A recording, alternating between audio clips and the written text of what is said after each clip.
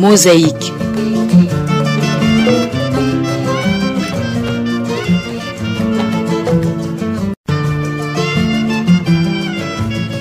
Mosaïque.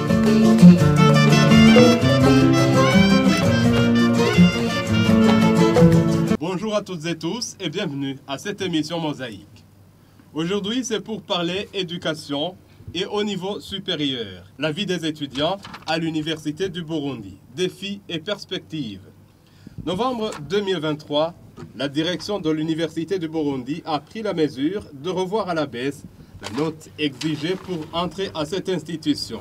Plus de 1200 places étaient encore vacantes dans différentes facultés et instituts, alors que les candidats sont de deux promotions, celle de 2021-2022 et 2022-2023. Des opinions évoquent une vie intenable à cette institution universitaire publique qui, hélas, accueille jusqu'ici le plus grand nombre d'étudiants. Comment se porte alors aujourd'hui la vie de ces étudiants, futurs gestionnaires de la chose publique?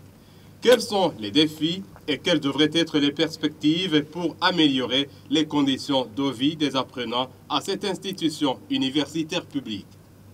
Nous avons sur le plateau trois invités. Professeur Désiré Nissouire, vous côtoyez au quotidien ces étudiants en tant qu'enseignant à l'Université du Burundi. Bonjour et bienvenue. Bonjour, merci. Jérôme Nyonzima, journaliste de carrière, vous êtes le président de l'OAG, Observatoire de l'action gouvernementale. Vous avez été secrétaire général du comité exécutif de l'ACER, Association des étudiants Rumuri, les années 2001. Bonjour et bienvenue, Jérôme. Bonjour et merci pour l'invitation. Je salue également le plateau. Je salue également ceux qui nous suivent. Et puis, il y a vous, Rémi Havzarimana, président et représentant légal de l'ONG Maison Lueur d'Espoir. Bonjour et bienvenue. Bonjour Léonce, bonjour aux amis autour de la table. Salutations aussi aux auditeurs. Nous avons bien souhaité la participation du recteur de l'Université du Burundi, mais en vain. À la présentation, vous retrouvez Léonce Vitali.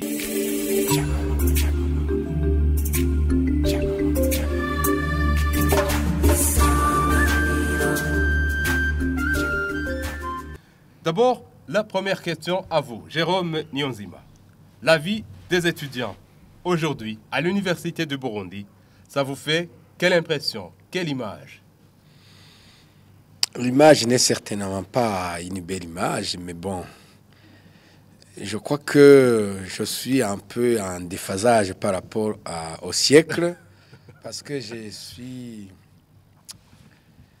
entré à l'université les années 90-91 et après j'ai dû quitter pour des raisons indépendantes de ma volonté pour rejoindre l'université 10 ans après. 10 ans après. Et c'est en 2000-2001. Et aujourd'hui, ça fait 2023. Parler de la vie des étudiants, aujourd'hui, ça ne me sera pas très facile, mais quand même, je vais essayer de parler un tout petit peu en comparaison avec la belle époque. Quand nous sommes entrés à l'université, ces années-là, je fais référence au coût de la vie. Nous avons d'abord occupé une maison à Nyakabiga 3, tout près du campus Mutanga, parce qu'à l'époque, pour entrer à l'université, c'était progressivement, tant les mémorants sortaient et les nouveaux entraient progressivement au campus. Nous avons mis 2 mois, mon ami et moi. Ceci pour dire que la quasi-totalité des étudiants étaient logés. Une bonne partie, en tout cas. Une bonne partie. Sauf ceux qui souhaitaient être externes. Et à l'époque, la chambre, la maison que nous avons occupée, c'était une chambre et salon. Une maison avec chambre et salon.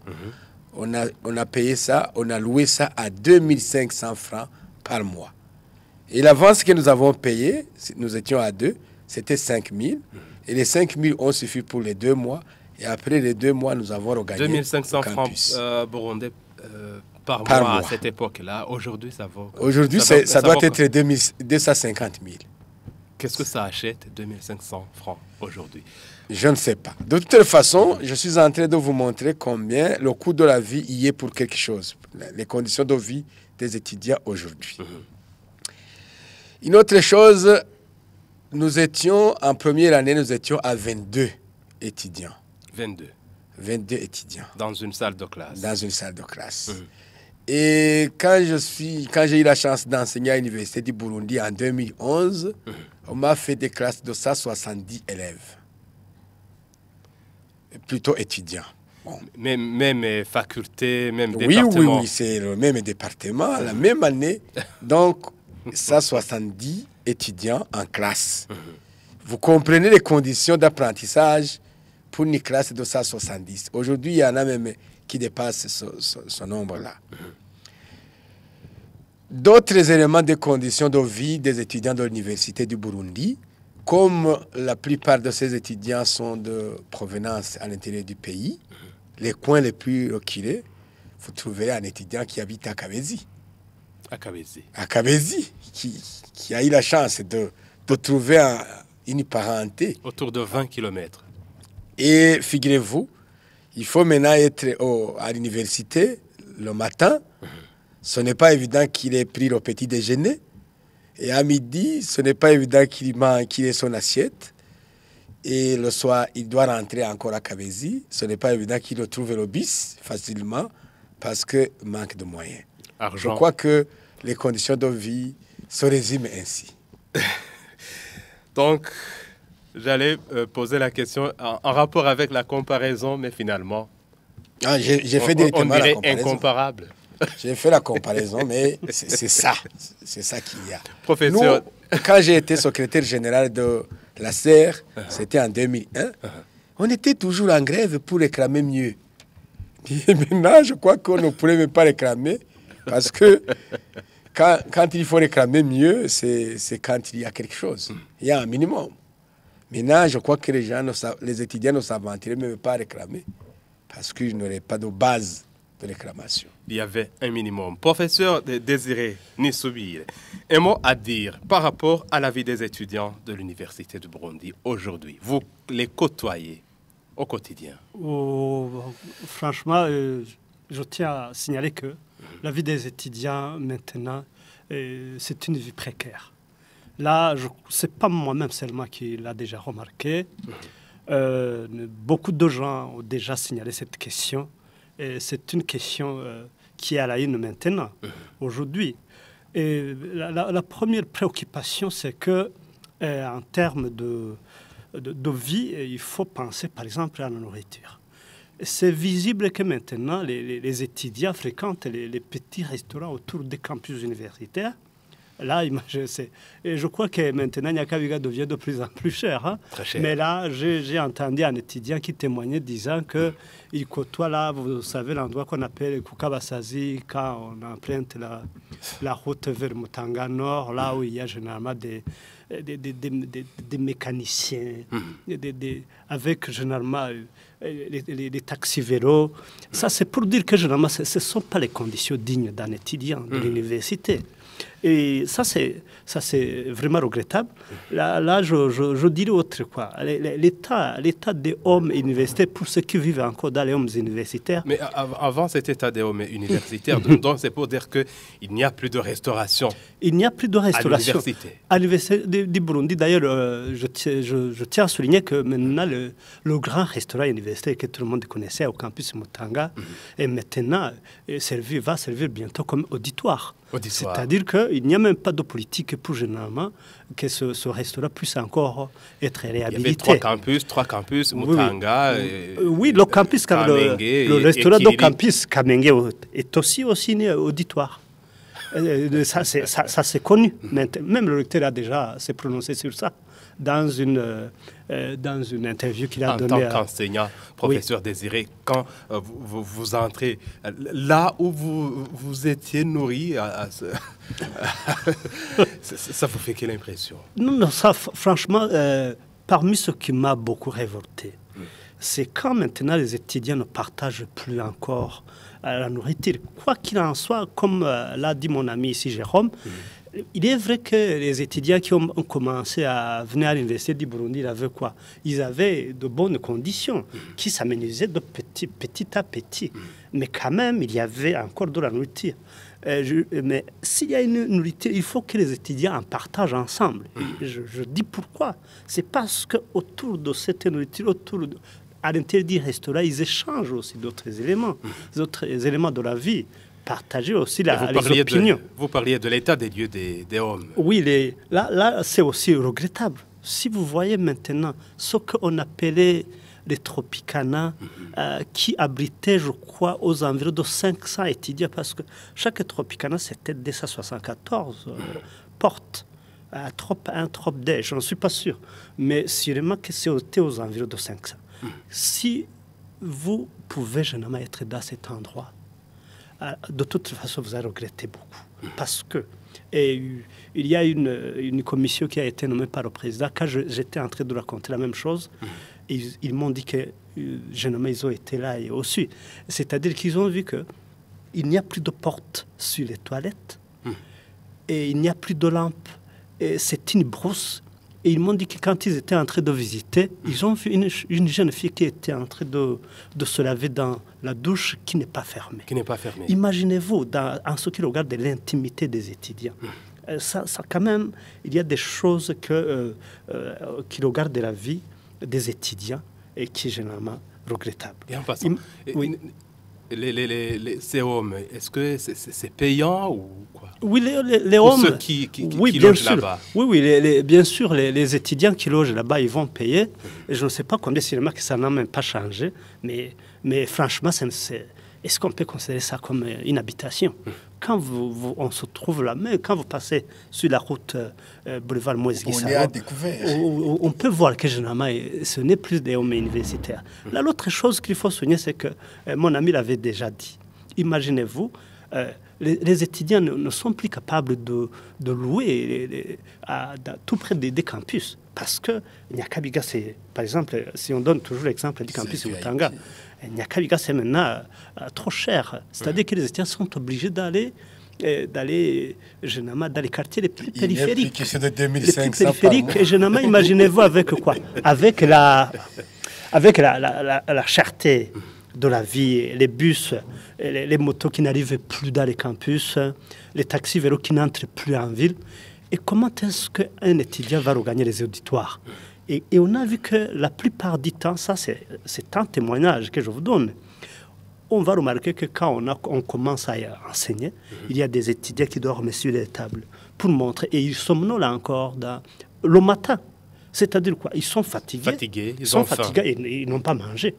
Et comment est-ce qu'on va penser à la notion d'apprentissage? On va définir ça comment? Ça, généralement, c'est une Avec ce coût de la vie, quelle serait l'histoire comment est-ce qu'ils sont payés? Je vais parler du pré-bourse. Franchement, le pré-bourse, moi, je me suis déjà prononcé sur cela. C'est de l'argent qui est tombé comme ça, mais qui n'a jamais été planifié. D'abord, essayez de calculer. 60 000 francs par mois, c'est combien par jour? 60 000. C'est 2 000. C'est 2 000 francs. Est-ce que 2 000 francs, tu peux quitter, mon ami a dit Kabezi, ou Bouterere, avec bus, ou bien vous allez venir à pied? Alors, vous allez manger où avec 2 000? Vous allez généralement acheter quel papier? Imaginez-vous alors ça. Moi, j'ai déjà souligné que cet argent pouvait être investi dans le logement et généralement aussi pour nous les étudiants. Et le gouvernement devrait faire un effort pour normalement... Disons que l'on va y arriver. On va y arriver pour subventionner. Voilà. Est-ce que vous avez quelque chose à dire à propos de cette vie, Rémi Habyarimana, lueur d'espoir? Oui, c'est très difficile parce que justement, c'est cette tranche de la population sur qui nous comptons dans les années à venir et qui est en train de mener une vie assez difficile. Et, comme ils l'ont dit, il est très difficile parce que un de leurs enseignants un jour dit qu'il a dû payer une limonade et un beignet à un étudiant qui est tombé. Et lorsqu'on s'est approché, les autres ont dit Il avait dit qu'il y a 3 jours qu'il n'a pas mangé. Alors, vous comprenez donc que si on est dans de telles circonstances, il est difficile de nous attendre à grand-chose si rien n'est fait. Les conditions sont tellement difficiles et comparativement justement à ce que Jérôme a dit,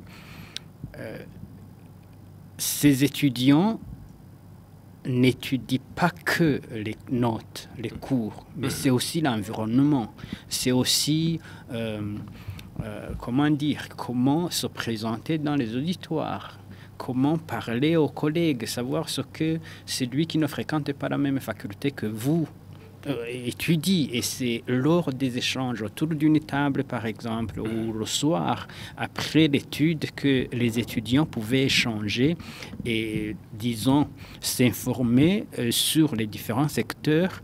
Et c'est tout cela qui forme cet étudiant qui, au bout de ses études, peut avoir des informations diversifiées, pas seulement ce qu'il a appris à l'école.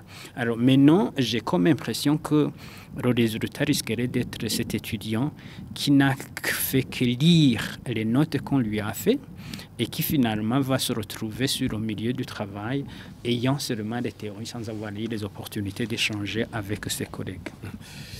Une question, est-ce que c'est finalement banal?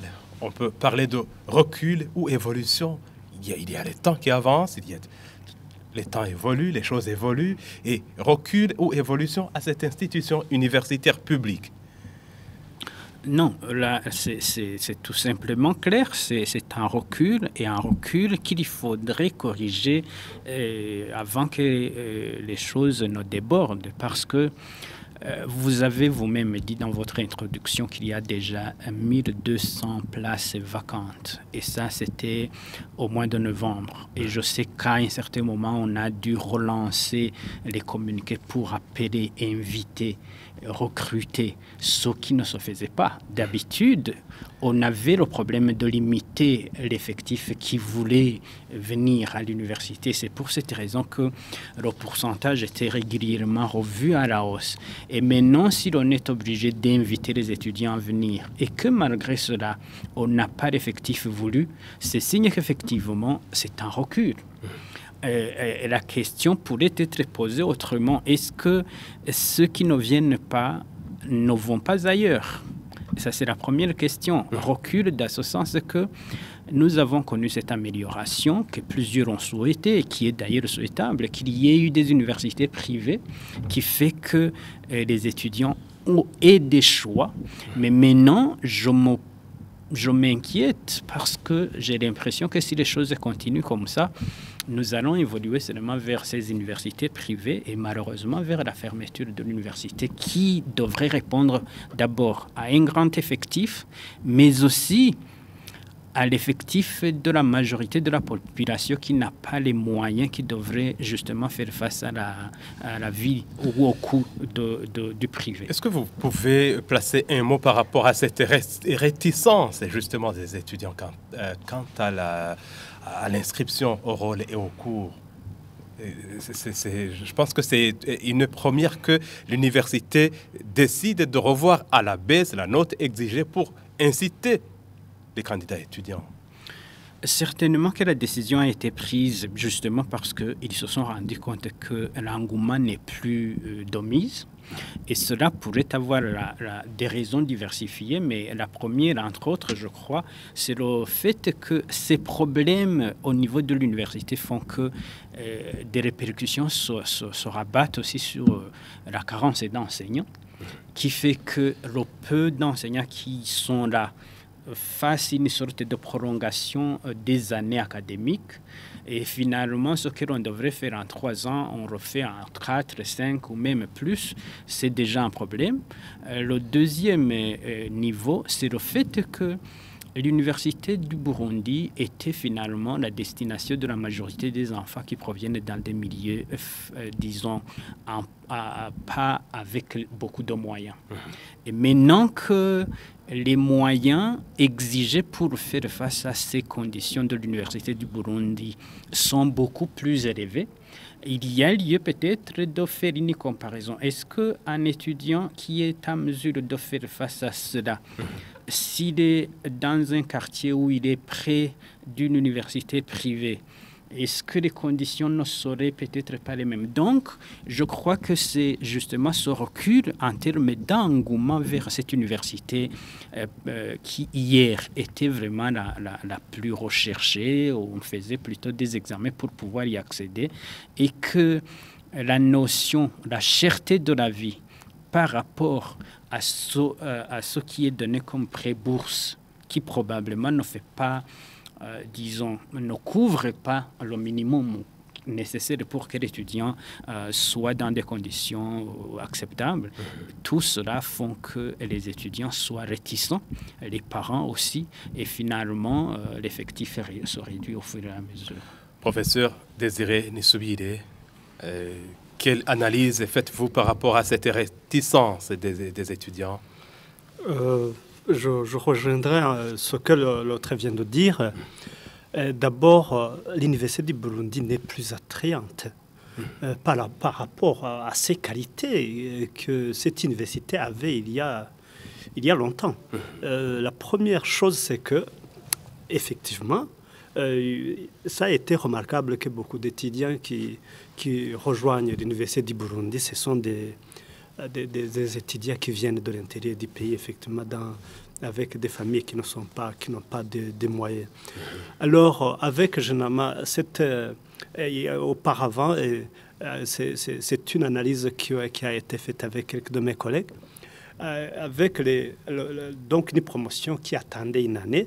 Et cette année d'attente faisait que ces étudiants puissent faire des jobs, de petits jobs pour se préparer à venir à l'université parce qu'ils savaient qu'ils vont affronter une vie difficile.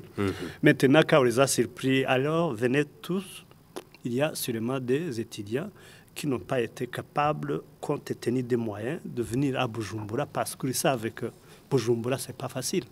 Donc, c'est les gens qui sont en train de se préparer pour venir l'année prochaine. Ça, c'est la première chose. La deuxième chose, c'est que il y a d'autres universités maintenant. Il y a d'autres universités à Bujumbura et dans tout le pays. Oui. Ça, c'est très important. Par exemple, dans les provinces, il y a des universités qui, généralement, peuvent accueillir des étudiants et généralement qui enseignent, je ne sais pas très bien, mais qui peuvent avoir de meilleures performances par rapport à l'Université du Burundi. Et ces étudiants, comme peut-être ils sont tout près de chez eux, par exemple, je peux donner l'exemple à Bururi, il y a des universités, Mwaro, il y a une université. Ces étudiants choisiront peut-être d'étudier tout près de chez eux, là où ils vont étudier, rentrer chez eux à la maison, parce qu'ils n'ont pas les possibilités de venir à Bujumbura pour étudier à l'Université du Burundi. Donc, sûrement que les causes sont multiples, mais les deux quand même existent. Est-ce que vous pouvez y aller directement avec les défis? Les défis, ce sont lesquels? Ces défis qui hantent cette université publique du Burundi. Donc, à l'origine de cette situation que vous évoquez, c'est quoi? Le défi majeur, nous l'avons longuement expliqué, que généralement, il y a manque de quoi? Il y a manque de planification par rapport à quoi? Par rapport au temps. Généralement, on ne peut pas continuer à travailler comme on le faisait il y a 20 ans. Maintenant, le monde évolue. Les choses évoluent. C'est d'ailleurs la question que vous avez posée. Si vous ne suivez pas l'évolution du temps, vous reculez. Vous ne pouvez même pas rester là où vous êtes. Parce que là, le temps, non, restez pas là. Alors, à l'université, donc, on ne change pas comme on faisait. On fait toujours comme ça. Donc, la première chose, c'est que donc la hiérarchie ne s'adaptait pas. Il aurait fallu qu'on pense autrement, généralement pour qu'on puisse gérer l'université du Burundi, la seule université publique d'ailleurs. C'est inconcevable de penser que l'État n'a pas les capacités de gérer une seule université publique, avec bien sûr l'économie supérieure. Mais sachez que la première, donc à l'origine, c'est ça. Et l'éducation, la deuxième chose, c'est que l'éducation, c'est visible, ce n'est pas une priorité. Là, je donne un exemple. On ne peut Pas une priorité pour le gouvernement. gouvernement. Là, c'est visible. Là, c'est visible. L'éducation à l'université du Burundi n'est plus une priorité. Quand vous pensez actuellement donner 29 milliards à l'université du Burundi, vous parlez du budget alloué. Alloué à l'université du Burundi, vous pensez donner 29 milliards. Dans les 29 milliards, il y a aussi les salaires des travailleurs. Alors, quel est l'argent qui va rester? Et je me souviens, je ne suis pas très sûr, parmi les 29 milliards, il paraît que les salaires, c'est 21 milliards. Alors, il reste combien? 8 milliards. Alors, comment est-ce qu'on peut généralement faire autre chose avec les 8 milliards? Et ça c'est quand même quelque chose qu'il faut tenir en considération.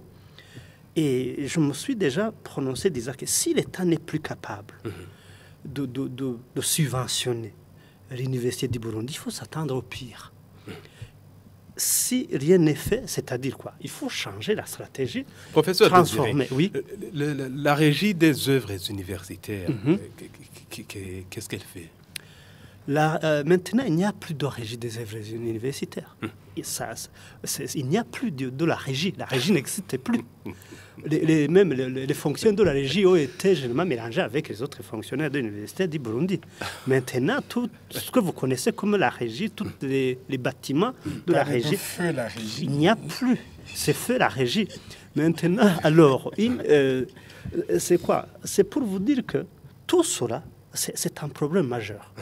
Parce qu'on se retrouve avec des choses, avec une augmentation du nombre d'étudiants, avec une augmentation même des filières à l'université du Burundi, avec création de campus, mais sans ajouter de budget, sans ajouter même de recrutement des enseignants. Comment est-ce que vous voulez que... Maintenant, on était en train de parler seulement de la vie des étudiants, sans parler même de la qualité des étudiants qu'on va sortir. Tout ça, c'est une problématique majeure qui mérite d'être... C'est une situation complexe. C'est une situation complexe. Et nous avons, je crois que, comme vous l'avez dit, on aura l'occasion de suggérer, si généralement ils peuvent nous écouter. Jérôme Niyonzima, il dit que la régie des œuvres universitaires n'est plus... la régie des œuvres universitaires. Bon, les défis, est-ce que vous pouvez ajouter quelque chose par rapport aux défis? Bon, le premier défi, c'est le contexte. Le contexte actuel, je vous ai fait une petite comparaison du coût de la vie. Oui. Et le grand défi maintenant est pour étudier à un niveau universitaire, il faut d'abord vivre. Est-ce que ces étudiants, est-ce qu'ils vivent d'abord? S'ils ne vivent pas, ils ne peuvent pas étudier. Ça veut dire que les conditions sont vraiment regrettables. Et le deuxième défi à côté du contexte, je crois que c'est un défi de planification. Et ça, c'est au niveau stratégique. Est-ce que la suppression de la régie des œuvres universitaires, la suppression du service social des étudiants, est-ce que ça a été suffisamment analysé? Est-ce qu'il y a eu des études préalables qui dégagent les conséquences ou les perspectives? Je ne pense pas. Pourquoi? Je donne un simple exemple au niveau des hommes universitaires. Le professeur a parlé de 500 chambrettes. Au niveau des Plus de 500 chambrettes au niveau des Tropicana. Si on avait planifié bien la suppression de ce service social, que la restauration et l'hébergement des étudiants, on pouvait l'envisager sous forme de privatisation. Et une privatisation qui a son sens. Ça veut dire quoi? On prend les 500 chambres, les 500 chambrettes, par exemple, on les remet à un partenaire technique et financier, une entreprise, à un entrepreneur, si vous voulez, qui à son tour va faire les louer à des coûts abordables maintenant, le loyer pour ces étudiants qui en fait n'ont plus où loger. La même chose pour le restaurant. qui aujourd'hui est devenu auditoire. Le restaurant pouvait être remis à un particulier, à un entrepreneur, qui a fait un restaurant au sens correct du terme, où les étudiants viendraient se restaurer matin, midi et soir. Ça pourrait peut-être réduire la quantité ou la qualité de la restauration, mais quand même, cette restauration pourrait aussi permettre un échange. Tantôt, le professeur parlait de ces échanges. Il y a en fait le vivre ensemble qui n'est plus à l'université du Burundi, chez ces étudiants. Voilà. Qui ne se connaissaient plus. Qui ne connaissaient plus les étudiants, leurs professeurs. Qui ne connaissaient plus même les facultés. Si vous demandez à un étudiant de l'université du Burundi aujourd'hui, où se trouve le campus ou la faculté d'IEPS, à un certain moment et à certaines conditions, à certaines occasions, M. Jérôme Nionzima, on disait un jargon, tout poilissime, je connaîtrais. Ça n'existe plus aujourd'hui. Ça c'était le fameux baptême qui faisait le sortir de réalité. Ils ne se connaissent plus. Ils ne connaissent même plus les facultés et instituts. Aujourd'hui, vous dites, mais on a combien de facultés à l'université? Quelles sont les filières qui peuvent m'intéresser? Ils ne connaissent pas. C'est un problème. Je vais y aller en faisant le tour de table avec les conséquences liées à cette situation de vie chez ces étudiants de l'université du Burundi. Les conséquences pour vous? Première conséquence, elle est déjà là. Elle est déjà là. Elle est déjà là, la première conséquence. Les étudiants vont fuir l'université du Burundi. L'université du Burundi n'aura plus de candidats. Vous parlez de cette réticence. Exact. C'est déjà une conséquence. Les gens disent, mais qu'est-ce que je vais chercher là-bas? Qu'est-ce que je vais gagner là-bas? Ils disent, on va ailleurs. On va essayer de trouver des ailleurs mieux. Et ça, c'est la première conséquence. Et ça veut dire quoi? C'est la perte de la taille, la notoriété. Voilà le terme. Merci beaucoup, monsieur Rémi. C'est foutu, c'est fini. Et la raison pour laquelle les gens vous diront, moi j'ai aujourd'hui 2 ans. L'université du Burundi, c'est une institution publique qui devrait en tout cas avoir une considération de taille. Mais c'est un lion qui s'amortit. C'est un éléphant qui devient une souris aujourd'hui. Regardez, moi j'ai deux enfants qui viennent de terminer l'université. Ils avaient tous le pourcentage requis pour faire l'université du Burundi. Ils ont dit, niet, on n'y va pas. J'ai dit pourquoi? Et ils ont dit pourquoi. Franchement, je n'avais plus rien à dire. Cet engouement, c'est un paradis perdu. Cette convoitise qu'avaient les élèves du secondaire à se voir un jour au campus universitaire, être des poilissimes. Ils n'ont plus ça. Le baptême, il est parti avec tout ça. Jérôme, par rapport à votre temps à l'université du Burundi, ça vous fait donc regretter? C'est un paradis perdu, je venais de le dire. Hier, ou jadis, c'était... Même les gens qui vous disiez seulement, je suis étudiant de l'université du Burundi, les gens disent, oh voilà, il est fort, il est intelligent, il est sage, il est grand. Mais maintenant c'est quoi? Rémi Habzalimana de la maison Lueur d'Espoir. Et des conséquences à cette situation de vie des étudiants? Les conséquences sont très nombreuses. D'abord, si l'université est très appréciée, elle est appréciée avec les étudiants qu'elle produit. C'est-à-dire que c'était, j'allais dire, tête haute qui était reconnue et perdue.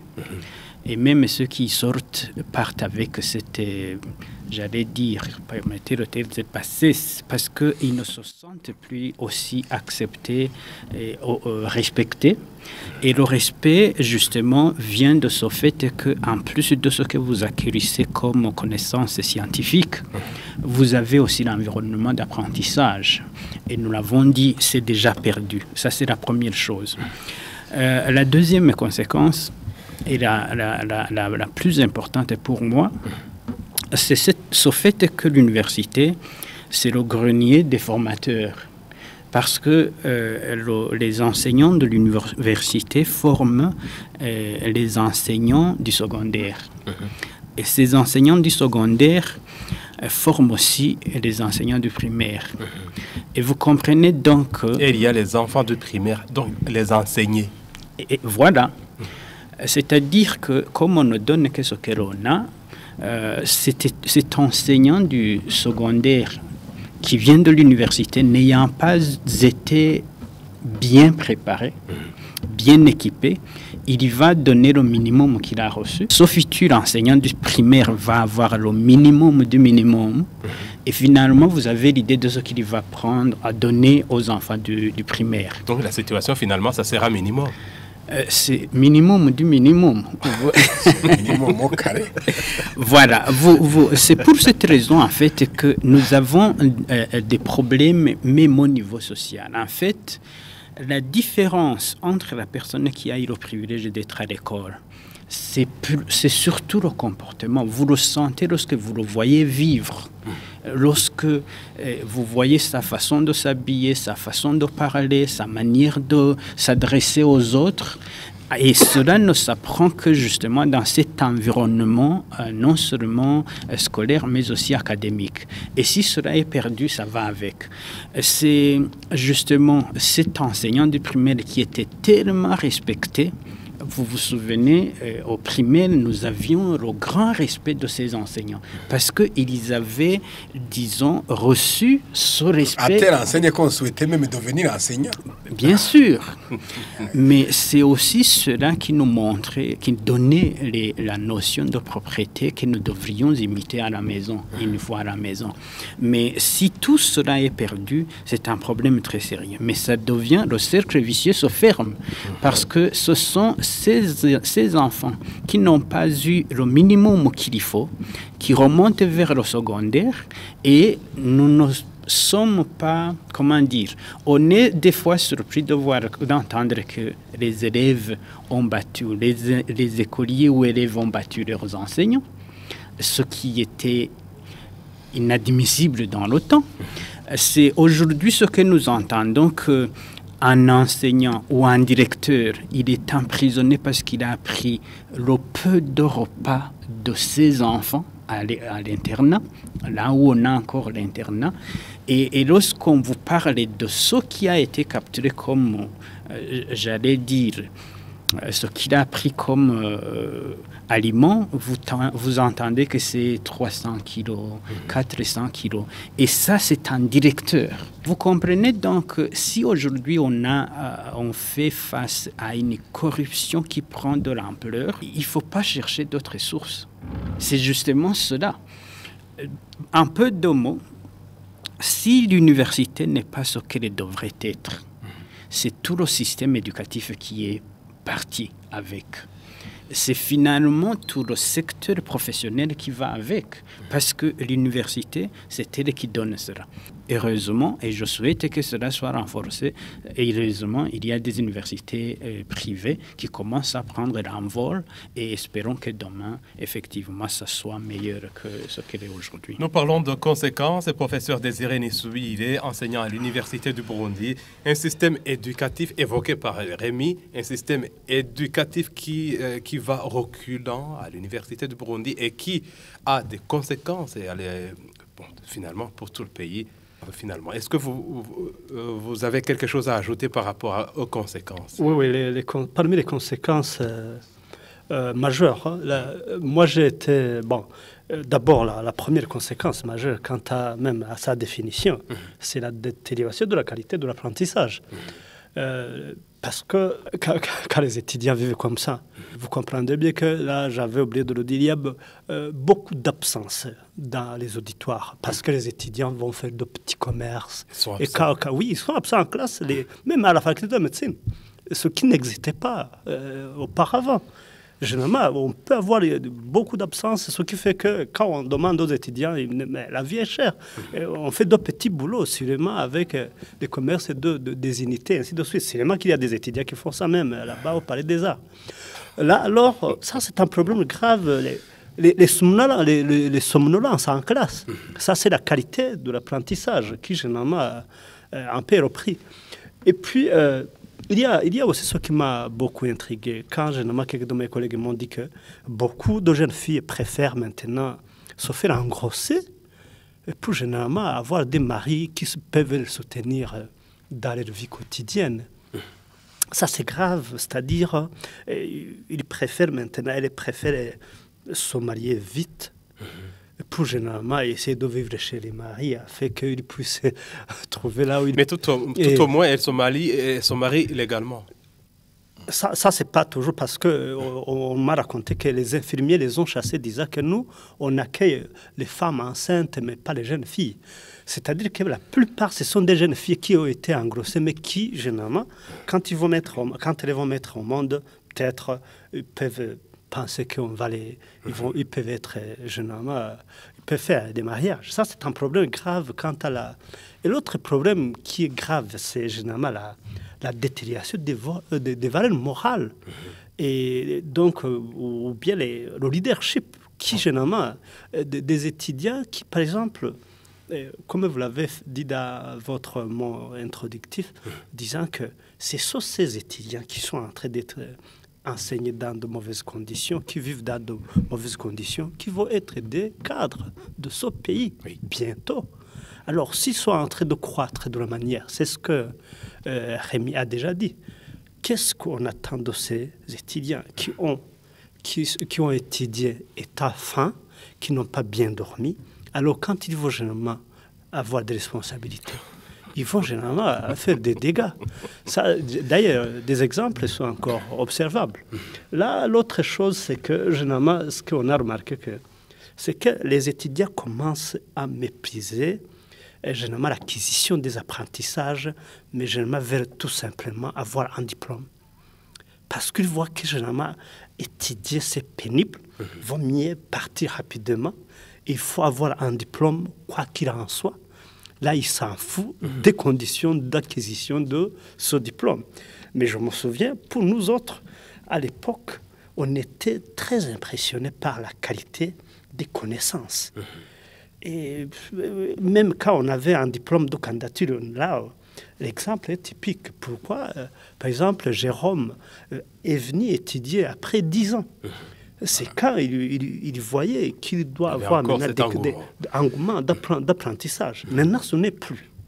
Alors, tout en sachant qu'avec tous ces problèmes, le départ des enseignants risque de... Je vois que si on ne change pas, il y a un risque de fermeture de l'Université du Burundi. Ça, je suis désolé de le dire. Risque de fermeture? Oui, l'Université du Burundi risque de fermer si généralement les choses continuent comme ça. Mais il y a le ministère de l'Éducation nationale. Je vous jure, et de la recherche scientifique. Avec le départ de l'enseignement supérieur et de la recherche avec ce manque d'engouement, l'Université du Burundi n'est plus attrayante, les enseignants ne sont pas payés, les étudiants vivent mal. Si ça continue au fur du temps, on risque de voir généralement que l'Université du Burundi est vide d'étudiants et d'enseignants. Et qu'est-ce que ça signifie? Fermé. C'est fermé. Comme la régie.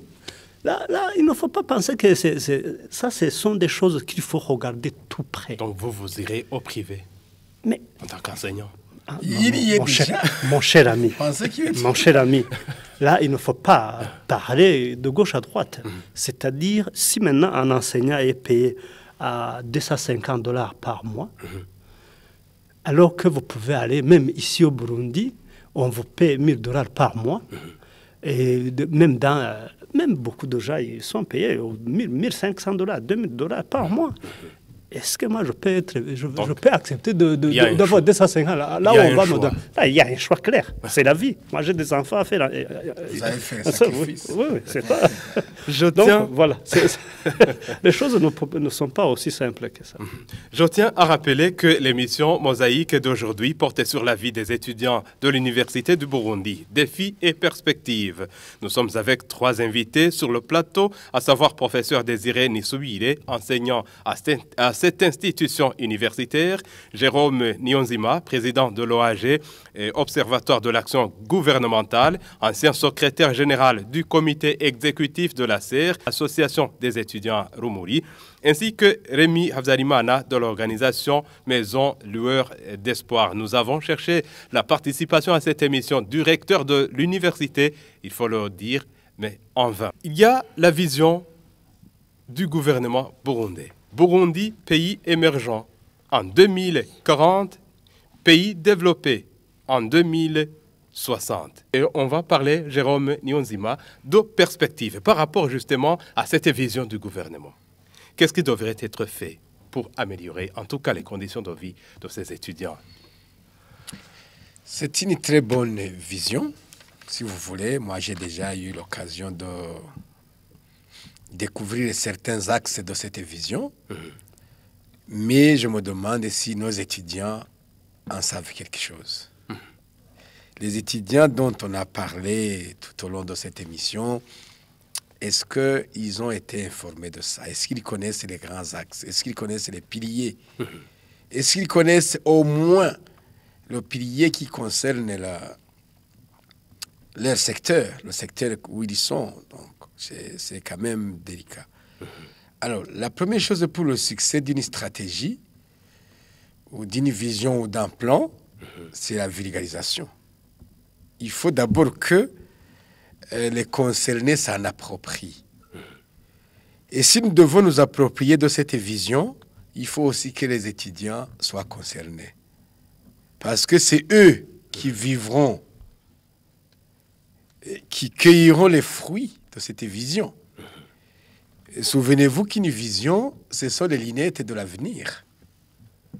En 2060, je ne suis pas sûr que Bitario sera là.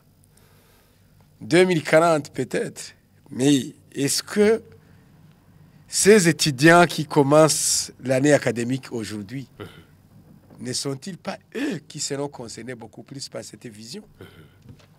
Donc, à plus forte raison, c'est eux qui devraient être concernés par cette vulgarisation.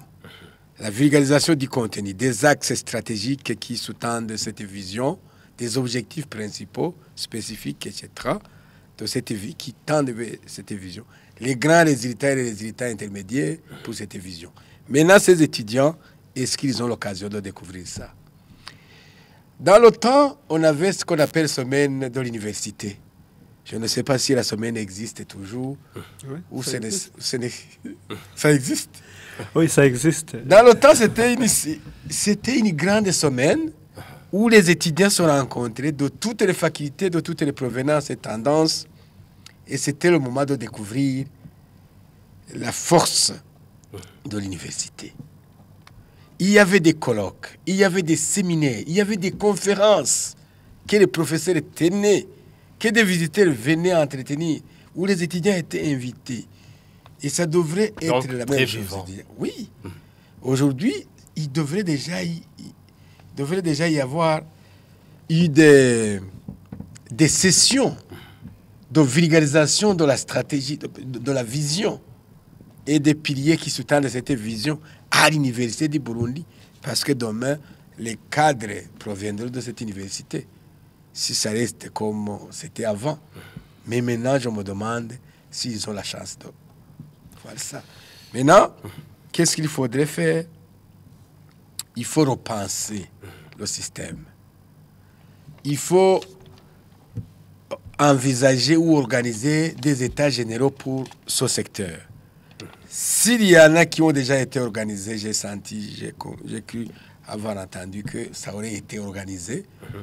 Les états généraux de l'éducation, de l'enseignement supérieur. À l'enseignement supérieur. Maintenant, il faut évaluer les états généraux.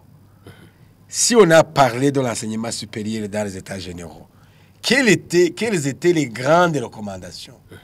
Maintenant, où en est-on avec la mise en œuvre?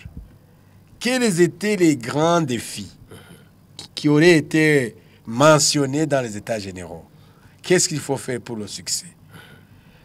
Il faut, à mon avis, envisager à considérer l'institution de l'Université du Burundi au même titre que l'institution de l'armée du Burundi. au même titre que l'institution de la police nationale du Burundi. De la même manière que le gouvernement ne peut pas lâcher. Université du Burundi, oui, parallèlement avec l'armée et la police. Oui, parallèlement, pourquoi? Ce sont des institutions, l'armée et la police, que le gouvernement ne peut pas lâcher, où le gouvernement ne peut pas se désengager, je veux dire. Et les études que nous avons toujours organisées au niveau de l'OAG, il y a des études qui révèlent que la qualité des enseignements va dégringoler. Ça ne veut pas dire que les enseignants ne sont pas là. Ça ne veut pas dire que les pupitres ne sont pas là. Ça ne veut pas dire que les salles de classe ne sont pas là ou les auditoires. Mais ça veut dire qu'il y a quelque chose qui manque au niveau de la planification. Finalement, Rémi, qu'est-ce qui devrait être fait avec cette vision? Il parle de lunettes dans l'avenir. Cette institution universitaire, donc, au regard de cette lunette dans l'avenir, ce qui devrait être fait, c'est quoi? Et avec cette vision du gouvernement, Burundi, pays émergent 2040, pays développé en 2060. On a déjà touché pas mal de points et je vais insister au niveau de la planification. Et la planification, on ne peut pas dire qu'elle n'est pas faite, mais je crois qu'il faut que la planification aussi aille dans cette optique-là de la vision 2040-2060, c'est-à-dire faire une planification à long terme. Parce que si on fait une planification à long terme, là, il y a lieu de se poser la question de savoir, vu la matière que l'enfant du primaire est en train d'assimiler, nous pouvons nous attendre à ce qu'au secondaire, il ait un niveau voulu pour ceci ou cela, et à l'université, il a des capacités de pouvoir faire face à ce qui est prévu. Et là, il y a moyen d'introduire des changements. Je sais que des fois, s'il faut partir de l'exemple de Jérôme, qui met en parallèle l'armée, la police avec l'éducation, c'est effectivement ce fait de dire il faut que l'éducation soit une priorité pour le gouvernement. Parce que si nous voulons la mise en œuvre de son merveilleux plan 2040-2060, supposons que la tranche d'âge des responsables se situe autour de 35, 40 et montant, c'est-à-dire que ceux qui seront des meneurs de ce programme dans les années 40 sont aujourd'hui autour de 20 ans. Ils y sont à l'université. En fait, ce sont ceux-là dont nous sommes en train de parler. Alors, s'il faut que cet étudiant aujourd'hui, qui habite Kabezi, comme on l'a dit, ou je ne sais quel autre quartier périphérique, qui quitte le matin et qui se retrouve dans l'auditoire, qui n'a pas le temps de côtoyer ses condisciples pour qu'ils discutent de ceci ou de cela, je souligne qu'il n'y a pas de cours en relation avec le plan, la vision 40-60. Cela n'est pas dans les cours de chimie, encore moins dans la médecine, mais même ceux qui font vraiment ce qui est très proche, ce n'est pas cette vision qu'ils apprennent, mais cette vision devrait faire objet de discussion autour d'une table. Lorsqu'ils y mangent, lorsqu'ils se reposent après la révision des cours.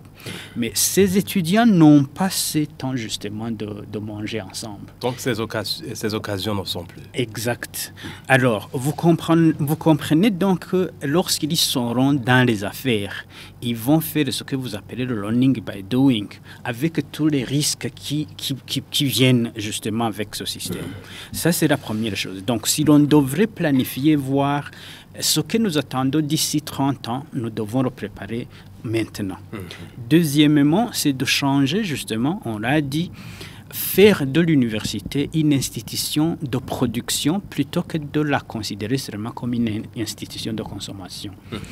Comparativement aux autres structures universitaires, il y a des productions, non seulement des productions, je vais dire, académiques, qui d'ailleurs, je ne sais pas s'il y a changement, mais lorsque je m'informais là-dessus, il y avait ce manque cruel, ou lorsqu'effectivement, même les documents, les projets de documents qui étaient là, manquaient des fonds pour l'impression, l'édition. Donc, on n'a pas les moyens justement de faire face à cela. Alors, la quasi-totalité des recherches devraient se retrouver à l'université. Ceux qui ont besoin des expertises de renom devraient faire justement des contrats avec l'université pour que l'université encaisse de l'argent en échange de l'expertise. Parce qu'il y a la sève de la connaissance à l'université.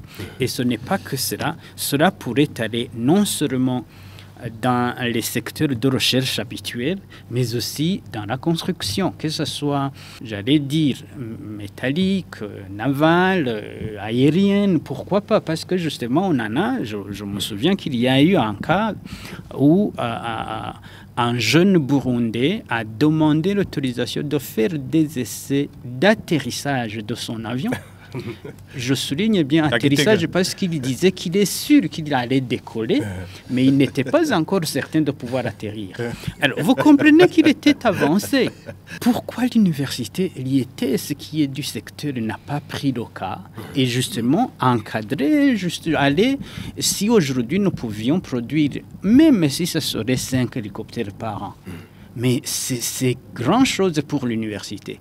Si on peut aller plus loin, vous comprenez donc qu'il y a de ces secteurs qui ailleurs font vraiment faire à ce que les plus dotés en intelligence soient cachés dans ces secteurs de recherche pour qu'en retour, ils donnent de l'argent. Ça ferait que quelques questions de manque d'argent soient répondues de cette manière. Merci. Permettez que je me dirige vers le professeur Désiré Nissou. Il est enseignant de l'Université du Burundi. Votre contribution par rapport à ces perspectives, justement, ce qui devrait être fait avec même cette vision du Burundi, pays émergent 2040, pays développé en 2060. Moi, j'ai entendu aussi parler de la vision 2040-2060, pays émergent. Problème, est-ce qu'on pourra y arriver? Oui, mais on se prépare. On se prépare. Est-ce que si il nous reste, pour être que le Burundi soit pays émergent 2040, il nous reste combien d'années? 16 ans. Tout en sachant que même la vision de Mao Tse-tung a pris 20 ans. De 1960 à 1990. Vous parlez de la Chine. Oui, pour transformer la Chine en pays pauvre jusqu'à pays émergent. Alors, il ne reste que 16 ans. Est-ce que le Burundi a déjà vraiment préparé les acteurs? Et parmi les acteurs de cette vision, c'est généralement ces étudiants qui nous sommes en train de parler. Est-ce que vraiment ce sont des meilleurs acteurs dans 16 ans? Là, je crois que, franchement, il ne faut pas décourager. Mais il y a quand même à faire. Ni les étudiants, de toute façon, comme les autres l'ont déjà signalé, est-ce que les étudiants connaissent au moins les piliers de cette vision? Là c'est une façon de me prononcer sur cette vision. Je crois que la vision a été annoncée, mais les étudiants, les acteurs de cette vision ne sont pas sensibilisés. Et pour les sensibiliser, il faut généralement relever les défis qu'ils ont. Là, l'autre, Rémi qui était en train de dire de cet étudiant ou élève, je ne sais pas, qui généralement avait un talent. Est-ce que vraiment il y a cette manière pour le leadership burundais de promouvoir les talents pour généralement arriver à cette vision? Est-ce que généralement il y a par exemple les gens qui excellent et s'ils sont connus? C'est ce que moi j'ai demandé la fois passée à quelques de mes collègues. Par exemple, un étudiant qui a eu 80% à la faculté de médecine de la première année à la 6e année, il a eu 80%, mais il est passé inaperçu. C'est-à-dire quoi? C'est-à-dire que généralement, les gens les talents... Ils devraient être encouragés. Les talents, ils sont généralement détectés le plus rapidement possible. Ils sont bien entretenus, comme il était en train de le dire, pour généralement améliorer les talents. Alors, est-ce que il y a une politique pour faire ça? Ça, c'est un peu d'interrogation. C'est quelque chose que je ne pouvais pas vous demander. Moi aussi, je ne sais pas. Alors, quant aux solutions, qu'est-ce qu'il faut généralement faire? J'ai toujours parlé de repenser. Il faut repenser à la gouvernance de l'Université du Burundi.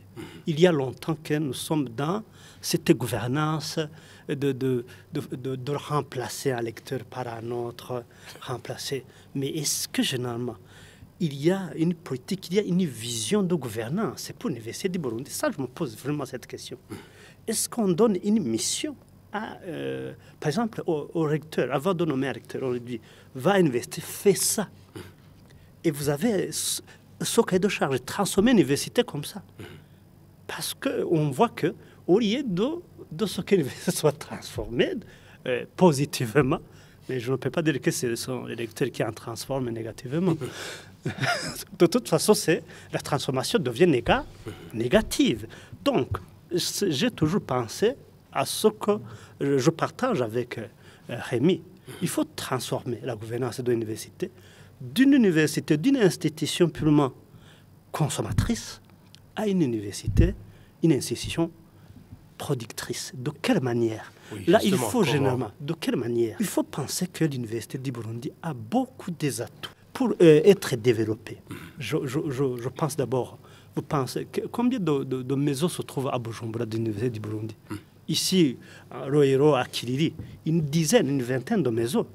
Mais qui est-ce que ces maisons font quoi? Il y a par exemple les terrains. Vous pouvez visiter le campus Rohero. Il y a des terrains qui ne font rien. Ce ne sont que des brousses. Inexploitées. Et on a fait, alors qu'on sait la valeur maintenant des terrains à Bujumbura. Est-ce que nous sommes pauvres par rapport, par exemple, à des communautés, les communautés, par exemple, des sœurs, les communautés d'église catholique, même les anglicans, ils ont développé une manière de gagner de l'argent. Par exemple, les salles de conférence. Les hôtels, moi j'ai étudié par exemple à l'étranger, là où l'université avait tout. C'est-à-dire quoi? L'université avait des banques à louer, avait les hôtels, les marchés. Imaginez-vous, avec toutes ces places-là, on n'a même pas quoi? On n'a même pas d'autres terrains. Les étudiants n'ont même pas d'autres terrains de football, il n'y a même pas d'autres terrains de basketball. Alors que généralement tout ça, on peut le faire louer. Alors, comment est-ce qu'il faut faire ça? C'est juste changer de stratégie. Alors, il faut penser à de nouvelles stratégies. Alors, qui fait quoi? Qui fait quoi? Et pourquoi? Et comment? Là, il faut maintenant rompre avec certaines manières de faire les choses. Il faut choisir de bonnes personnes pour faire de bonnes choses. Et de quelle manière? De ceux qui les connaissent. Et généralement donner des responsabilités. Et cette stratégie, alors, aidera à faire sortir l'université du gouffre. Et s'ils ne veulent pas changer, on continue à descendre. Professeur Désiré Nisuire, enseignant d'université à l'Université du Burundi, merci d'être venu. Merci de votre contribution. Je vous remercie de votre invitation. Je remercie l'équipe avec qui nous étions ensemble. Et je remercie aussi les gens qui sont en train de nous écouter. Jérôme Nionzima, confrère, journaliste de carrière, président de l'organisation OAG, Observatoire de l'action gouvernementale. Vous avez été secrétaire général du comité exécutif de l'ACER, Association des étudiants Rumuri. Merci d'avoir été des nôtres. Merci de votre contribution. Je vous remercie pour votre invitation. Je salue également les amis avec qui on a partagé le plateau. Je remercie également ceux qui nous ont suivis. Merci. Et merci à vous, Rémi Habzalimana. Vous êtes le président et représentant légal de l'ONG Maison Lueur d'Espoir. Merci Léonce, merci aux amis autour de la table, merci aussi à tous ceux qui nous ont suivis. Et c'est donc par ici que nous mettons un point final à cette émission. Nous disons merci. Merci à vous toutes et tous de nous avoir suivis. Gardez l'écoute, nos programmes continuent sur Isanganiro. Mosaïque.